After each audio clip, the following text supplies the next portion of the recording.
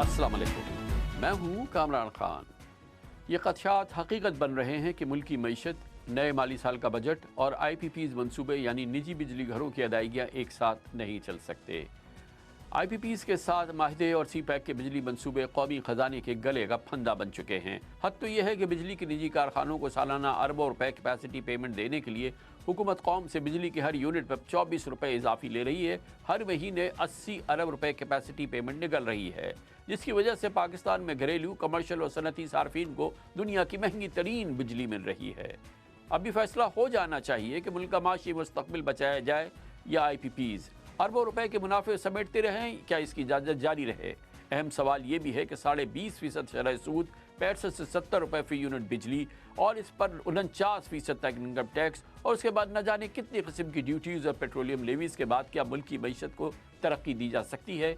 इस सूरत हाल में इस माली साल में तकरीबन 12,970 अरब रुपये, तकरीबन 13 खरब रुपए टैक्स आमदन का हिमालयाई हदफ पूरा करने के लिए अलादीन का चिराग दरकार होगा। यकीन रहे कि तकरीबन 300 अरब डॉलर यानी कि 84,000 अरब रुपए की मुल्की दस्तावेजी GDP में 13 खरब रुपए टैक्स, 15% टैक्स टू GDP ही बनता है। क्या नए टैक्सेस एवेन्यू की तलाश किए बगैर टैक्स टू GDP अचानक 9% से 15% तक पहुँच सकता है।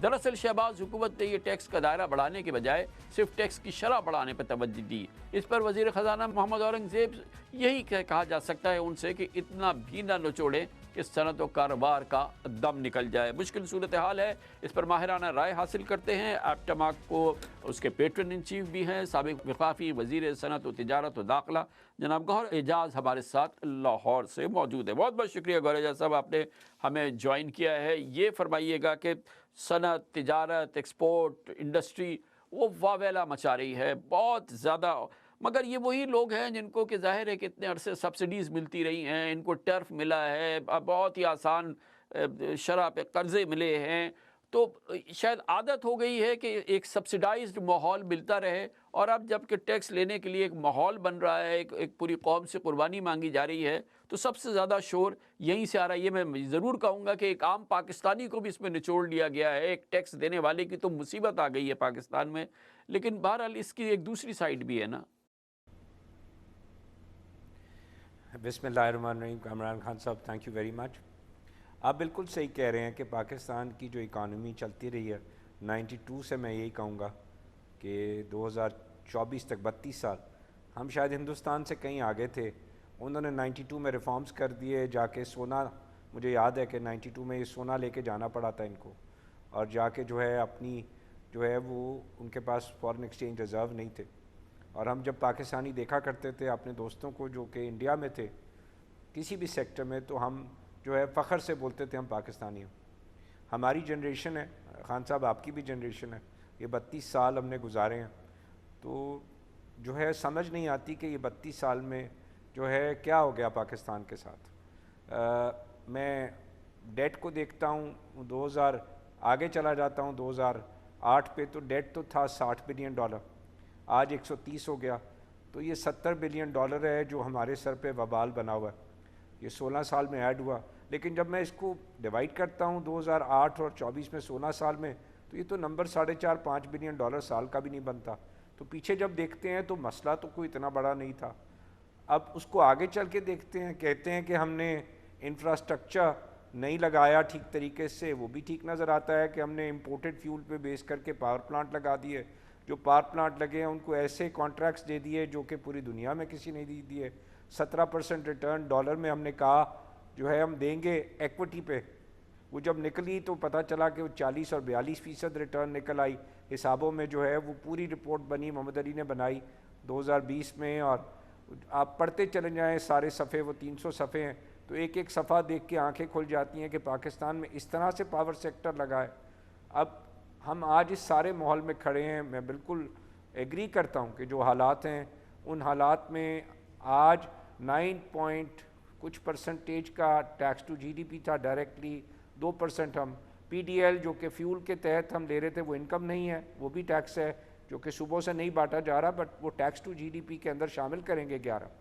अब आपने उस 9 को 12.4 कर दिया है और उसको भी बढ़ा के 2 को आपने एक और कर दिया, बढ़ा दिया 3 कर दिया, तो हम डायरेक्टली 11 से 15.5% टैक्स टू GDP पे जा रहे हैं। ये टैक्स है सारा।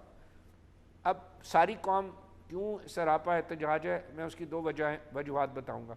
एक, ये सारा ले लें 13 ट्रिलियन रुपए, कोई मसला नहीं, कौम किसी तरह से भी जो है बेल्ट कस करके, रोटी ना खा के, एक पंखा चला के हम ये टैक्स भी दे देंगे सारी कौम, और जो है मुल्क को जो है वो आगे सिमत पे लेंगे। लेकिन जब उसकी बैलेंस शीट देखते हैं तो पता चलता है कि अगर ये 13 ट्रिलियन रुपए भी टैक्स दे दिया सारा और हुकूमत ने कलेक्ट भी कर लिया, तो उसके बाद ये पैसे जो बचेंगे हुकूमत के पास वो 9 ट्रिलियन बचेंगे, क्योंकि इस 13 में से इन्होंने 7.5 ट्रिलियन तो सूबों को दे देना है। उसके बाद इनके पास मुश्किल से जो है वो 5.5 ट्रिलियन बचेगा।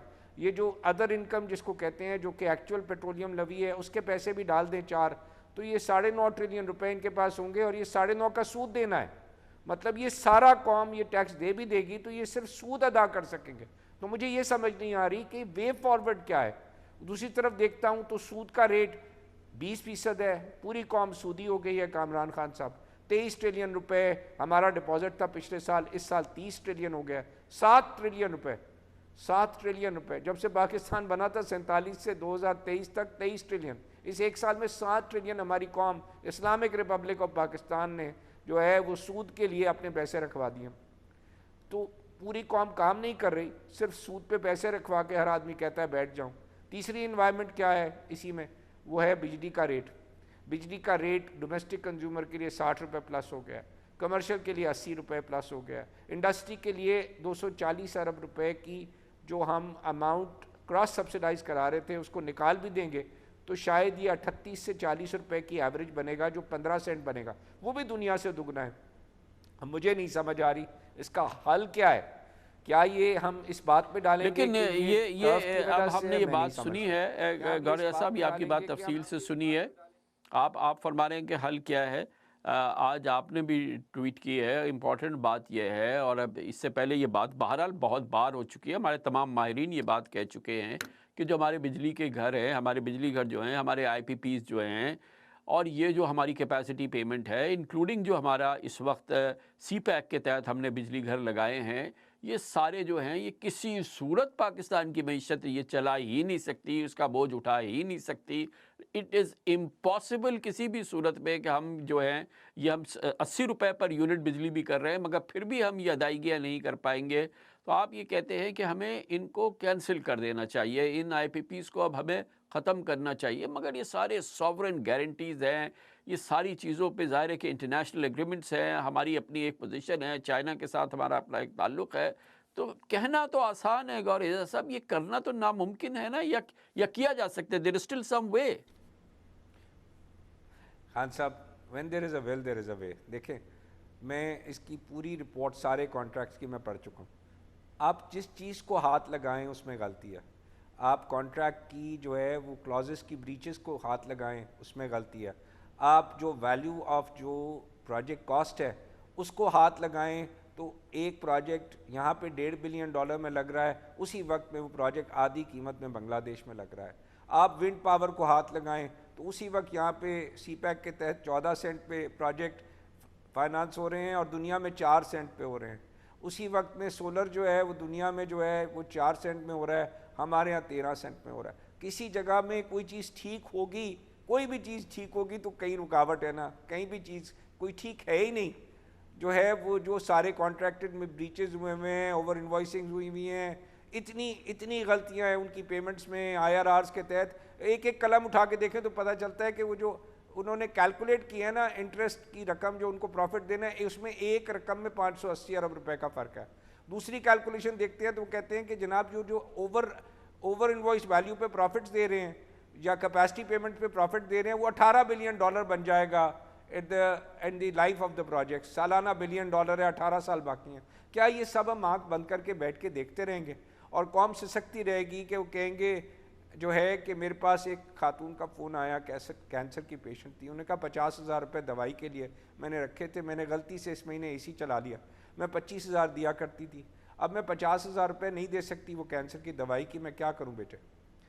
तो मैं ये बोल रहा हूँ खान साहब, ये इस वक्त हमारी कौम जिस हालत में चली गई है ना, हम 60 दे सकते, और ये 60 भी नहीं रुकना, मैं ये कह रहा हूँ, क्योंकि ये पिछले साल 1.3 ट्रिलियन था, इस साल 2 ट्रिलियन है, अगले साल 2.8 हो जाएगा।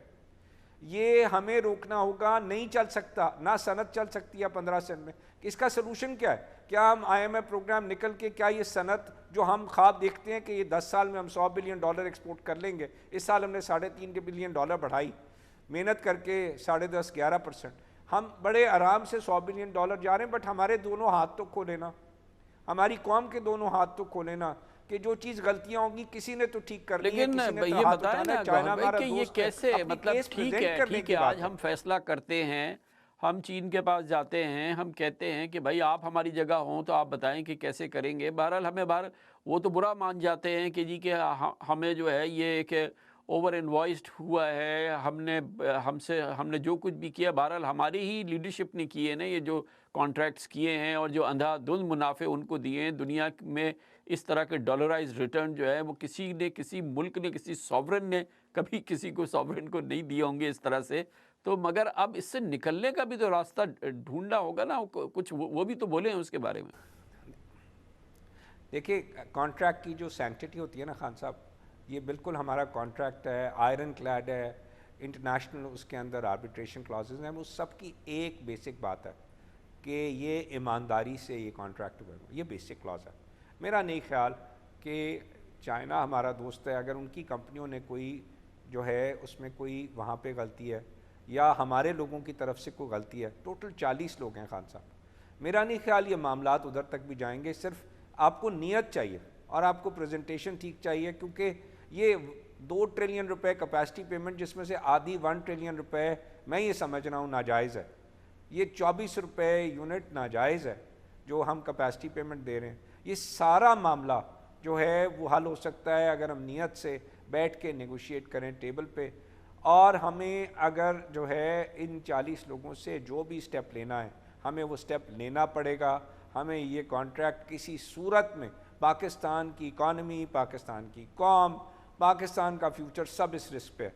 हम नहीं चल सकते, कोई भी तो नहीं ये चल बताएं सकता। गौहर आज एजाज मान ले साहब, मेरी बात, ये फरमाएं, या कल मान लें या मैं परसों मान लें। मैं आपकी इस बात को 100% एग्री करता हूँ बिल्कुल। और कोई भी माहिर है कि ये हम पे कर ही नहीं सकते। This is out of question कि हम ये कैपेसिटी पेमेंट्स देते रहें और जो हमारी अदायगियाँ हैं वो भी हम पूरी देते रहें, जो कि अभी हमारे पास ड्यू है वो भी देते रहें, और फिर इस रेट पे 80 रुपए पे बिजली बेचते रहें और हम पाकिस्तान एज ए सॉवरन बरकरार रहे। ये नहीं हो सकता।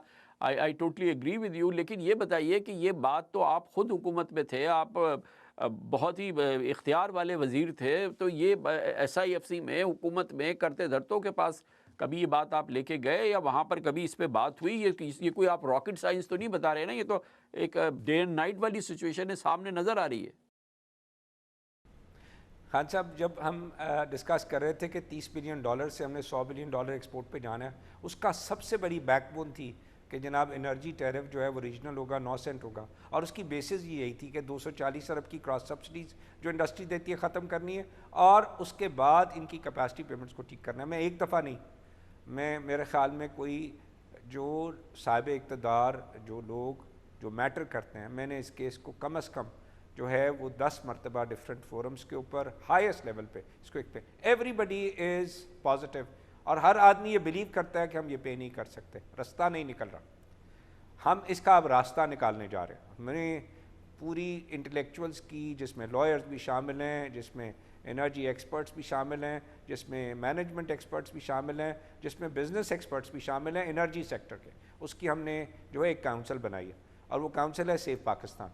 अब ये सेफ पाकिस्तान काउंसिल के थ्रू हम सुप्रीम कोर्ट में इसका मुकदमा पेश करेंगे। हम इसका केस तैयार कर रहे हैं, हम गवर्नमेंट के पास भी इसको लेके जाएंगे, मिनिस्ट्री ऑफ पावर में भी हम इस केस को नेपरा के पास भी लेके जाएंगे, हम SIFC के पास भी ले जाएंगे, और हमने पाकिस्तान बचाना है। There is no way forward कि हम 24 रुपये कैपेसिटी पेमेंट बंद प्लांटों को दे के मुल्क सर्वाइव कर सके। कौम रो रही है, सनत रो रही है, हर आदमी बिलक रहा है, बर्दाश्त नहीं हो रहा। बहुत बहुत शुक्रिया जनाब गौहर एजाज हमारे साथ थे, साबिक वफाकी वज़ीर सनअत व तिजारत व दाखिला।